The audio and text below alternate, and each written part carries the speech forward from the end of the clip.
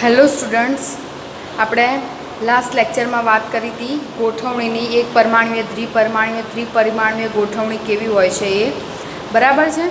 તો હવે આપણે આગળ વાત કરીશું. એની અંદર આપણે જોયું હતું કે સમચતુષ્ફલકીય છિદ્રો ઊભા થાય છે, અષ્ટફલકીય છિદ્રો ઊભા થાય છે. તો એ જે છિદ્રો છે એ છિદ્રો એકચ્યુઅલની અંદર આપણે જે આખો સમઘન હોય છે એની અંદર કઈ રીતે જોવા મળે છે અને કઈ રીતે જગ્યા રોકે છે એની વાત કરવાની છે.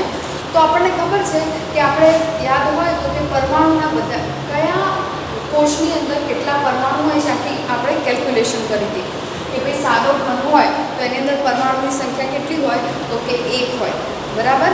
પછી આપણે જેમ જેમ આગળ જતા ગયા એમ આપણે જોતા ગયા હતા કે દરેક ઘનની અંદર પહેલાં તો ખૂણા ઉપર જે રહેલા છે 4 અને એક કોટલા વચ્ચે વેચાયેલા હોય છે 8 વચ્ચે વેચાયેલા હોય છે. એટલે આપણે આ રીતે કરતા હતા 8 ગુણ્યા 1 અષ્ટમાંશ એટલે પરમાણુની સંખ્યા કેટલી મળતી હતી આપણને 1. પછી અંતઃકેન્દ્રિતની અંદર આ વાળા તો ખરા બધા વચ્ચે આવેલો હોય એટલે એની અંદર પરમાણુની સંખ્યા કેટલી થતી હતી 2 અને ફલક કેન્દ્રિતમાં પરમાણુની સંખ્યા કેટલી થતી હતી 4. તો આ રીતે આપણે બધાની પરમાણુની સંખ્યા જોઈશું. હવે આપણને ખબર છે કે આ આખો એક સમઘન છે, બરાબર. તો એ જે સમઘન છે એ સમઘનમાં આ જે સમઘન છે એની અંદર પણ બીજા નાના 8 એકમ કોષ રહેલા છે. 4 એકમ કોષ આગળની બાજુએ અને બીજા 4 એકમ કોષ પાછળની બાજુએ. એમ ટોટલ કેટલા એકમ કોષ રહેલા છે? અહીંયા 8 એકમ કોષ રહેલા છે. હવે આપણે જોયું હતું કે જે એકમ કોષ આ રીતે જે ગોઠવણીઓ રચાય છે એની અંદર સમચતુષ્ફલકીય છિદ્રોની સંખ્યા કેટલી હશે અને અષ્ટફલકીયોની, બરાબર. તો અહીંયા આપણે એક એકમ કોષ ઉઠાવીએ અને એની અંદર રહેલા જે પરમાણુ છે એને એકબીજા સાથે ગોઠવીએ તો એક સમચતુષ્ફલકીય છિદ્ર રચાશે. આ રીતે જુઓ, તમે બુકમાં તમને આપેલું છે. જ્યારે તમે આ લેક્ચર જુઓ છો ત્યારે તમે બુક લઈને બેસો. આ જે છે એ શું થાય છે કે 1 2 3 4 આ જે પરમાણુઓ છે એ પરમાણુઓને એકબીજા સાથે જોડ્યા છે. કયા કયા છે? 1 2 3 અને આ 4. આ 4 પરમાણુઓને એકબીજા સાથે એમને જોડ્યા તો શું થયું? એક સમચતુષ્ફલકીય છિદ્ર રચાય છે. એમ દરેક એકમ કોષમાં એક એક સમચતુષ્ફલકીય આ એક એકમ કોષનું એક છિદ્ર છે. એવા ટોટલ કેટલા એકમ કોષ રહેલા છે? આખામાં 8 એકમ કોષ રહેલા છે. એટલે આવા કેટલા છિદ્રો? આમાં 8 એકમ કોષ રહેલા હોવાના કારણે આમાં કેટલા છિદ્રો બનશે? ટોટલ 8 સમચતુષ્ફલકીય છિદ્રો બનશે. અને આની અંદર પરમાણુની સંખ્યા કેટલી છે તો કે 4, બરાબર. તો 4 પરમાણુની સંખ્યા હોય આની અંદર તો એના કરતાં ડબલ સમચતુષ્ફલકીય છિદ્રો હોય. તો 4 પરમાણુ છે એટલે 8 શું થશે? અહીંયા સમચતુષ્ફલકીય છિદ્રોની સંખ્યા ટોટલ 8 થશે. તો આ જે વાત કરીએ છીએ આપણે વાત કરીએ છીએ સીસીપી અને એફસીપી. સીસીપી એટલે ક્યુબિક ક્લોઝ પેકિંગ રચના અને એફસીપી એટલે શું થશે? એફસીપી અને સીસીપી ક્યુબિક ક્લોઝ પેકિંગ રચના અને થશે તમારો ફેસ સેન્ટ્રલ ક્યુબિક. જે તમારો એફસીસી એટલે ફેસ સેન્ટ્રલ ક્યુબિક, બરાબર છે. તો એ પ્રકારની જે રચના છે એની અંદર સમચતુષ્ફલકીય છિદ્રોની સંખ્યા તમને બમણી એટલે કે 8 જોવા મળશે અને એની અંદર પરમાણુની સંખ્યા કેટલી જોવા મળશે તો કે 4 જોવા મળશે. એ જ રીતે અષ્ટફલકીય છિદ્રોની વાત કરીએ સીસીપી અને એફસીપીમાં તો જુઓ આ રીતે જે ધાર દેખાય છે તમને એના ઉપર આ રીતે એક અષ્ટફલકીય રચાય છે અને આ રીતે વચ્ચોવચ્ચ રચાય છે. તો શું થાય છે કે ધાર ઉપર એક રચાય છે એટલે એક એ અષ્ટફલકીય છિદ્ર, બરાબર. અને ટોટલ આવા વચ્ચે રચાય છે એવા 12 અષ્ટફલકીય છિદ્રો રચાય છે, બરાબર. દરેક ધાર પર 12 ટોટલ છિદ્રો રચાય છે પણ એની ભાગીદારી 4 સાથે હોય છે. જેમ આપણે 8 લેડીઝ બિંદુ હતા એની ભાગીદારી 8 સાથે હતી એટલે આપણે 8 ગુણ્યા 1 અષ્ટમાંશ કર્યું હતું. એ રીતે અહીંયા 12 અષ્ટફલકીય છિદ્રો છે પણ એની ભાગીદારી કેટલા વચ્ચે છે? 4 એકમ કોષ વચ્ચે છે. એટલે ટોટલ કેટલા થશે? 4 કરીને 12 3 એ થશે અને વચ્ચોવચ્ચ એક આવેલો હતો એ છિદ્ર, બરાબર. વચ્ચોવચ્ચ એક છિદ્ર છે એ અને આ રીતે ધાર ઉપર 12 છિદ્રો હશે એ. તો એ 12 છિદ્ર થશે એ. તો કેટલા વચ્ચે વેચાયેલા હશે? 4 વચ્ચે. ભાગ્યા 4 એટલે 3 છિદ્રો વત્તા વચ્ચોવચ એક છિદ્ર આવેલો છે 1 એટલે 4 અને ટોટલ 3 અને 1 ટોટલ 4 અષ્ટફલકીય છિદ્રો રહેલા છે. તો આપણે શું ભણ્યું હતું આગળ કે ભાઈ જેટલા પરમાણુ હોય એટલા ને એટલા અષ્ટફલકીય છિદ્રો હોય અને જેટલા પરમાણુ હોય એનાથી ડબલ સમચતુષ્ફલકીય છિદ્રો હોય. તો આ વસ્તુ પરથી આપણે સાબિત કરી દીધું છે કે ભાઈ જેટલા પરમાણુ છે અહીંયા 4 પરમાણુ છે તો 8 સમચતુષ્ફલકીય છિદ્રો છે અને 4 પરમાણુ છે તો 4 અષ્ટફલકીય છિદ્રો છે. ક્લિયર આટલી વસ્તુ મગજમાં? હવે આગળ આપણે વાત કરવાની છે સંકુલન ક્ષમતા અથવા તો એને આપણે પેકિંગ ક્ષમતા પણ કહી શકીએ છીએ. તો સૌથી પહેલી તમને જે સંકુલ ક્ષમતા આપી છે આ બહુ અગત્યનો પ્રશ્ન છે. બરાબર છે? તો બધાએ ખાસ ધ્યાન આપવાનું છે આની ઉપર. આ જે 3 પેકિંગ ક્ષમતા તમને આપેલી છે 3 પ્રકારની પેકિંગ ક્ષમતા છે તો એ 3માંથી એકાદી પૂછાવાની પોસિબિલિટી હોતી હોય છે એક્ઝામમાં. તો આ 3 પેકિંગ ક્ષમતા છે એને બરાબર શાંતિથી સમજવાની છે. એક આવડશે તમને પેકિંગ ક્ષમતા તો બીજી 2 પણ ઇઝીલી આવડી જશે. કંઈ જ નથી, બેઝિક મેથેમેટિક્સના સ્ટેપ છે આની અંદર. તો આપણે સૌથી પહેલાં એની આકૃતિ દોરીએ.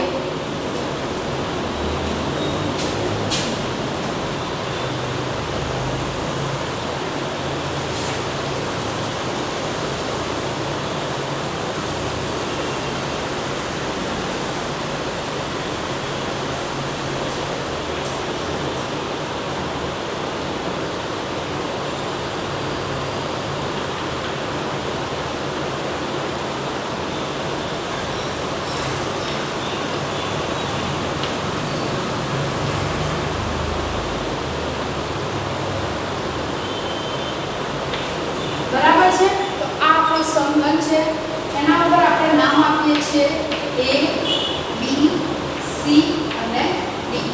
આ બાજુની સાઈડ ઉપર આપણે નામ આપીએ છીએ A, B, C, D. આપણને ખબર છે કે આ રચના આપણે એટલા માટે દોરીએ છીએ કે જેથી આપણે એને સમજી શકીએ. બાકી તો બધા ગોળા એકદમ મોટા મોટા ગોળા એકબીજાની નજીક એ રીતે ગોઠવાયેલા હોય છે કે આખો જે ચોરસ છે એ બની શકે. બરાબર? પણ આપણે આ વસ્તુને સમજવા માટે આપણે ખુલ્લી આકૃતિનો યુઝ કરીએ છીએ કે જેથી આપણે એને વધારે સારી રીતે સમજી શકીએ. તો હવે આપણે આનું નામ આપ્યું A, B, C, D અને આ બાજુનું નામ આપીશું આપણે E, F, G, H.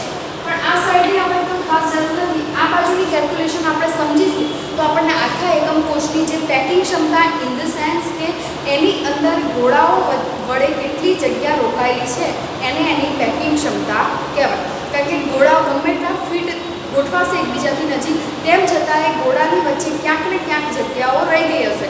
તો આપણે અહીંયા એ જોવાનું છે કે એની પેકિંગ ક્ષમતા કેટલી છે. ક્લિયર?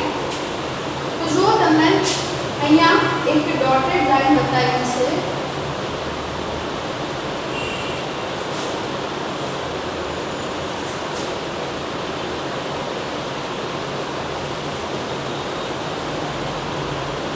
બરાબર છે? અને અંદર ગોળા દોરેલા છે આ રીતના. એક ગોળો છે આ, પછી બીજો છે અને બીજો ગોળો છે. આ રીતે 3 ગોળા ત્યાં બતાવેલા છે. બરાબર છે?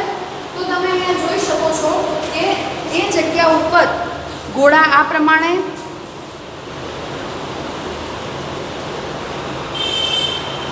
જે ગોળા ગોઠવાયેલા છે એની અંદર એ કંઈક આ પ્રમાણે ગોઠવાયેલા હશે.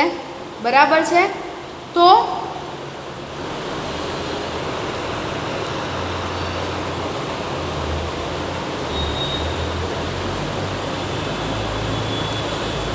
આ જે ગોળા તમને છે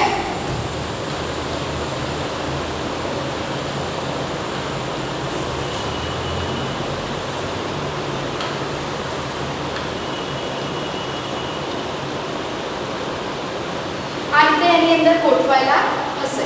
બરાબર છે? તો હવે આપણે અહીંયા ગણતરી કરવાની છે કે ભાઈ એની પેકિંગ ક્ષમતા કેટલી છે. તો અહીંયા આપણે પાયથાગોરસના પ્રમેય પ્રમાણે શું લેવાનો છે? ત્રિકોણ લેવાનો છે અને ત્રિકોણના આધારે આપણે એની શું કરવાની છે? કેલ્ક્યુલેશન કરવાની છે. બરાબર છે?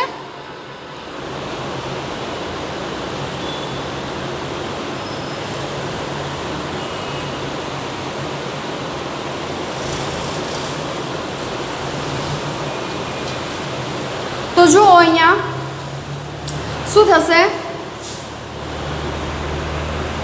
કે આપણે લઈશું અહીંયા ત્રિકોણ ABC. કયો ત્રિકોણ લેવાનો છે? ત્રિકોણ ABC. આ તમારું શું છે? A છે, આ તમારો B છે અને આ તમારો શું છે? C છે. બરાબર? તો ત્રિકોણ આપણે તમને દેખાય છે આ આપણો ત્રિકોણ ABC છે. બરાબર છે? તો ત્રિકોણ ABC પ્રમાણે અહીંયા આપણે જોઈએ તો અહીંયા ધારની લંબાઈ તમને એ આપેલી છે. સમઘન છે એટલે બધી બાજુઓ કેવી હશે? સરખી. એટલે આ જે ધાર છે એ કેવી છે? સરખી. એટલે કે AA છે ધાર છે એની. બરાબર? તો અહીંયા તમારું AB નું માપ A છે અને BC નું માપ પણ A છે. તો હવે આ AC ને આપણે ધારો કે B કહીએ. શું કહીશું? B. તો ત્રિકોણ ABC માં શું થશે? અહીંયા AC સ્ક્વેર બરાબર AB સ્ક્વેર વત્તા BC સ્ક્વેર. તો AB અને BC કેટલા આપ્યા છે? A સ્ક્વેર, કારણ કે આ AB નું માપ પણ A છે અને BC નું માપ પણ કેટલું છે? A છે. એટલે A સ્ક્વેર વત્તા A સ્ક્વેર અને AC માટે શું થશે? B square. આપણો AC બરાબર આપણે કેટલું લઈ લીધું છે? B લઈ લીધો છે. એટલે B સ્ક્વેર બરાબર શું થશે? 2A square. હવે આનો વર્ગ હટાવી દઉં તો B બરાબર શું થશે? √2A. તો આપણો B કેટલો આવ્યો છે? અહીંયા √2A જેટલો આવ્યો છે. બરાબર છે? તો અહીંયા જુઓ તમે, આપણે જે સમઘન લીધો છે એની અંદર 3 ગોળા આપેલા છે. એના આધારે આ જે 3 ગોળા આપેલા છે અહીંયા મેં કલર ચોકથી લખ્યું છે, પણ કલર ચોક એટલો સારો દેખાતો નથી વિડીયોની અંદર. તો આપણે અહીંયા ફરીથી બતાવ્યા છે તમને. અહીંયા 3 ગોળા લીધા છે. AB જે આપણે ત્રિકોણ લીધો છે ABC, એની અંદર એ 3 ગોળાના આધારે આપણે કેલ્ક્યુલેશન કરવાની છે. તો જુઓ અહીંયા શું થશે કે આ જે ગોળા છે જે આટલીથી આટલું માપ છે અને આપણે શું લીધો છે? B લીધો છે. બરાબર છે? તો એની અંદર કેટલી ત્રિજ્યા આવે છે આપણે જોઈએ. તો આ થશે પહેલી ત્રિજ્યા, આ થશે બીજી ત્રિજ્યા, આ થશે ત્રીજી ત્રિજ્યા અને આ થશે ચોથી. એટલે કે ટોટલ 4 ત્રિજ્યાઓ આ B ની અંદર સમાયેલી છે. એટલે હું શું લઈ શકું? B બરાબર 4R આવું લઈ શકું. મતલબ કે 4 ત્રિજ્યાઓ એની અંદર સમાયેલી છે. એટલે B બરાબર 4R. ધારો કે હું આનું સમીકરણ નંબર 1 આપું અને આનું સમીકરણ નંબર 2 આપું. તો બંનેની ડાબી બાજુ સરખી છે તો જમણી બાજુ સરખાઈ શકીએ આપણે. એટલે આવું લખી શકું √2A બરાબર 4R. એટલે A બરાબર શું થશે? 4R/√2. તો 4 ને હું આ રીતે લખી શકું 2 × 2 × R.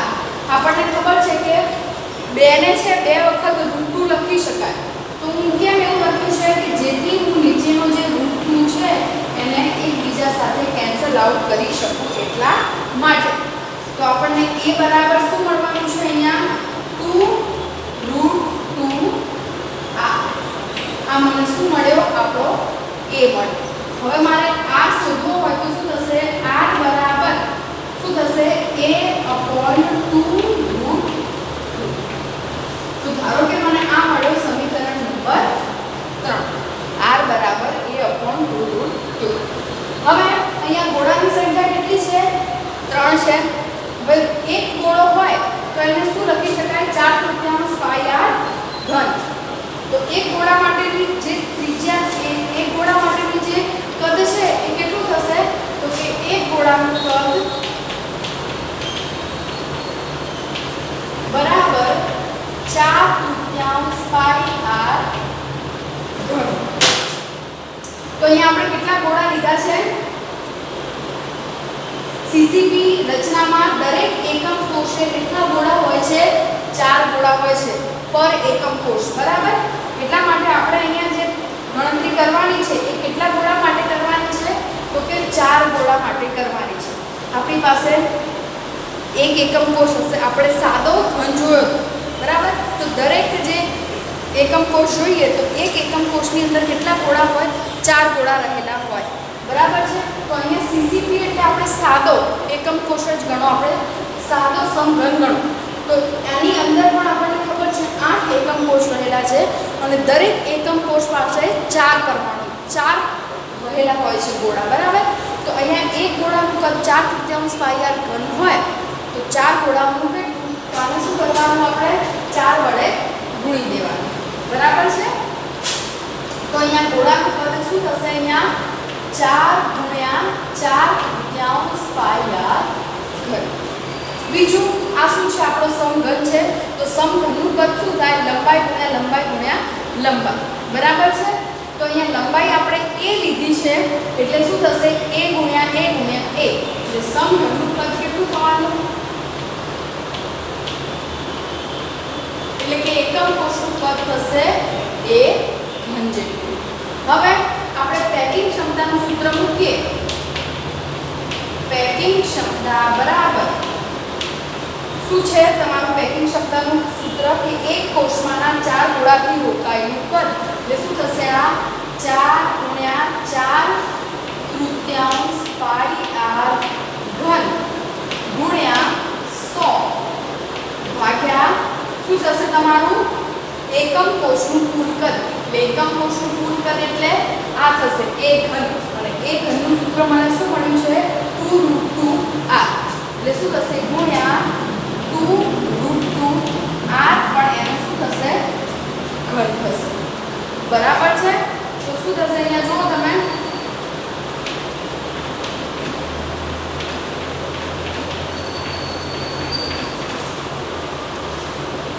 3 ગુણ્યા 2 નો ઘન શું થશે? 2 દુ 4, 4 દુ 8, બરાબર.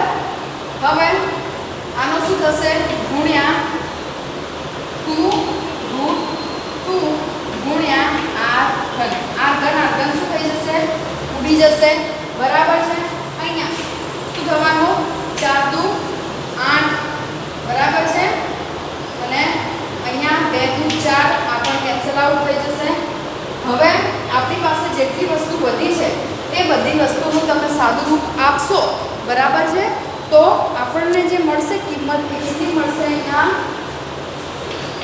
74%. તો આ રીતે આપણે શોધી શકીએ છીએ પેકિંગ ક્ષમતા એની, બરાબર છે. તો આપણે આ સૂત્રનો ઉપયોગ પાયથાગોરસનો પ્રમેયનો ઉપયોગ કરી અને આ રીતે આપણે સીસીપી અને એફસીસી, બરાબર છે, ક્યુબિક ક્લોઝ પેકિંગ અને ફેસ સેન્ટ્રલ ક્યુબિકની જે પેકિંગ ક્ષમતા છે એ બંનેની 74% થશે. એક્ઝામની અંદર તમને પૂછાય છે કે ભાઈ સીસીપીની અંદર પેકિંગ ક્ષમતા કેટલી છે? તો 74% આવશે. એફસીસીમાં પૂછાય તો પણ 74% જ આવશે. એક્ઝામમાં એ અને આરની કિંમત પણ પૂછાતી હોય છે કે ભાઈ સીસીસીમાં એની કિંમત શું છે, આરની કિંમત શું છે. તો આપણે જો બોક્સ કરેલું છે એ અને આરની કિંમત માટે, તો એ લખવાની રહેશે. ક્લિયર છે? પછી તમને ખાલી જગ્યા પણ પૂછાતી હોય છે કે ભાઈ સીસીપીમાં કેટલી જગ્યા ખાલી બચે છે. તો આપણે શું કરવાનું? આપણી જેટલી પેકિંગ ક્ષમતા આવી છે એને 100માંથી બાદ કરી દેવાની. જેમ કે અહીંયા 74% આવી છે આપણી, તો 100માંથી એને બાદ કરીએ તો 26 આવશે. તો આપણી જે ખાલી જગ્યા હશે સીસીપી અને એફસીસીમાં એ કેટલી હશે? 26. તો આ રીતે આપણને આ પ્રકારના ક્વેશ્ચન્સ એમસીક્યુમાં અને લોંગ ક્વેશ્ચન પણ પૂછાતો હોય છે આના ઉપરથી. તો આપણે એમસીક્યુ માટે રેડી રહેવાનું કે આની અંદરથી કયા ટાઈપના આવી શકે, તો એ પ્રમાણે આપણે આની અંદરથી આન્સર કરવાનો રહેશે, બરાબર છે. હવે આગળ આપણે જોઈ લઈએ.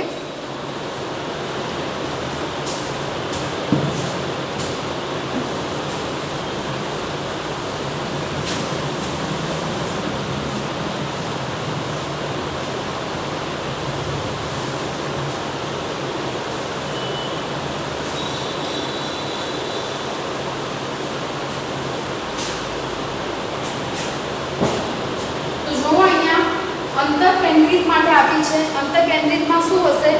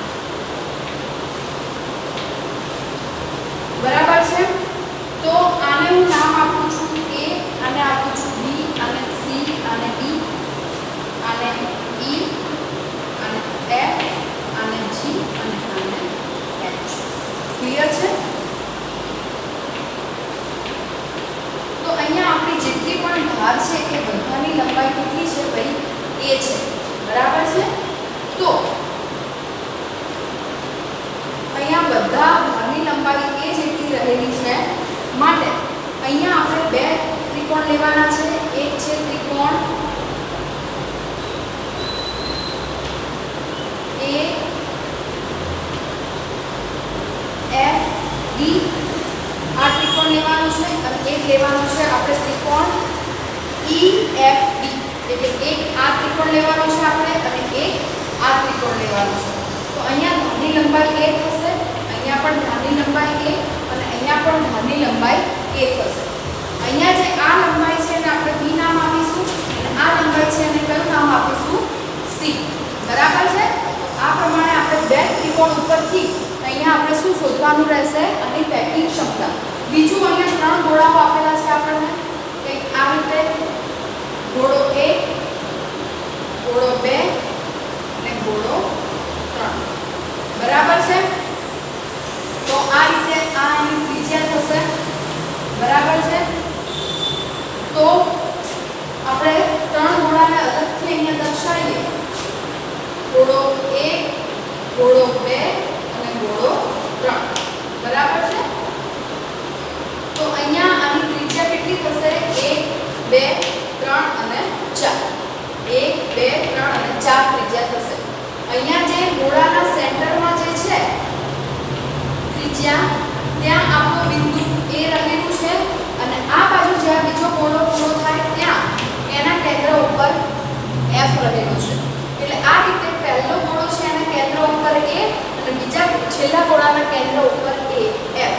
બરાબર? તો આના આધારે આપણને AF એટલે કે C ખબર પડશે. શું ખબર પડશે? આ લંબાઈ કેટલી છે?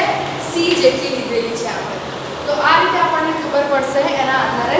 તો જુઓ, સૌથી પહેલા ત્રિકોણ લેવાનો છે આપણે, ત્રિકોણ EFD માં. તો આ આપણો ત્રિકોણ કયો છે? EFD. આ આખો ત્રિકોણ, એમાં તમે જુઓ EF A છે અને ED પણ A છે. તો હું અહીંયા લખીશ FD સ્ક્વેર બરાબર શું થશે? અહીંયા FD સ્ક્વેર બરાબર EF સ્ક્વેર વત્તા ED સ્ક્વેર. બરાબર? તો FD ની કિંમત કેટલી છે? તો કે B એટલે B સ્ક્વેર A સ્ક્વેર વત્તા A સ્ક્વેર. જો તમે અહીંયા તમારો EF કેટલો છે? A જેટલો છે અને તમારું શું છે? ED કેટલો છે? એ પણ A જેટલો છે. એટલે શું થશે? A સ્ક્વેર વત્તા A સ્ક્વેર. બરાબર છે? તો હવે આપણી આન્સર શું આવશે? B સ્ક્વેર બરાબર 2A સ્ક્વેર. એટલે B બરાબર શું થશે? √2A. આ આપણો શું મળ્યો? B મળ્યો. હવે આપણે શું શોધવાનું છે? C શોધવાનો છે. એટલે બીજો ત્રિકોણ લઈશું આપણે AFD. તો ત્રિકોણ AFD માં, તો ત્રિકોણ AFD, તો AF એટલે શું થશે? AF સ્ક્વેર બરાબર FD સ્ક્વેર વત્તા AD સ્ક્વેર. તો જુઓ, તમારું જે AF છે એ શું છે? C એટલે C સ્ક્વેર બરાબર તમારો FD એટલે B સ્ક્વેર અને B ની કિંમત તમને શું મળી છે? √2A. એટલે શું થશે? અહીંયા 2A સ્ક્વેર વત્તા AD ની કિંમત શું મળશે તમને? A square. એટલે અહીંયા 2A સ્ક્વેર વત્તા A સ્ક્વેર એટલે શું થશે? 3A સ્ક્વેર થશે અને C બરાબર શું મળશે તમને?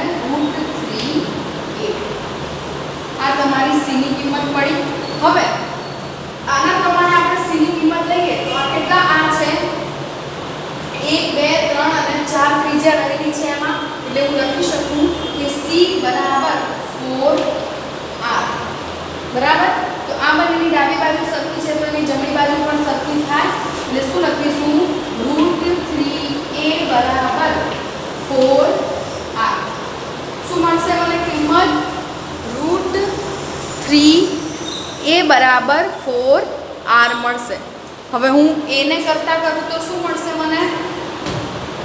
અહીંયા હું A ને કરતા કરું છું તો A બરાબર શું મળશે મને? 4R/√3. આ તમારો A મળ્યો. અને હવે હું R ને કરતા કરું તો R બરાબર √3A/4. આ તમારું શું મળશે? R મળશે. બરાબર છે? હવે તમારો R મળી ગયો.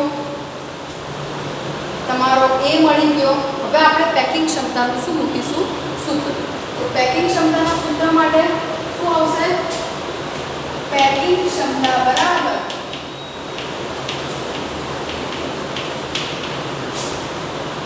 અહીંયા શું કીધું છે તમને? એકમ કોષના ગોળાઓ વડે રોકાયેલ કર. તો અહીંયા આપણે આ પ્રકારના જે હશે એમાં પરમાણુની સંખ્યા 2 હશે. આપણે અંતઃકેન્દ્રિત માટે ગોતી હતી પરમાણુની સંખ્યા. તો પરમાણુની સંખ્યા એટલા બરાબર ગોળાની સંખ્યા થાય. તો પરમાણુની સંખ્યા એટલે આપણે 8 × 1 સ્મોલ્સ કરીને 1 અને બીજું વચ્ચોવચ્ચ આવેલો 1 ગોળો. એટલે ટોટલ કેટલા ગોળા થશે? અહીંયા 2. એટલે અહીંયા પરમાણુની સંખ્યા 2 છે એટલે 2 ગોળા વડે રોકાયેલું કદ એટલે શું થશે? 2 ×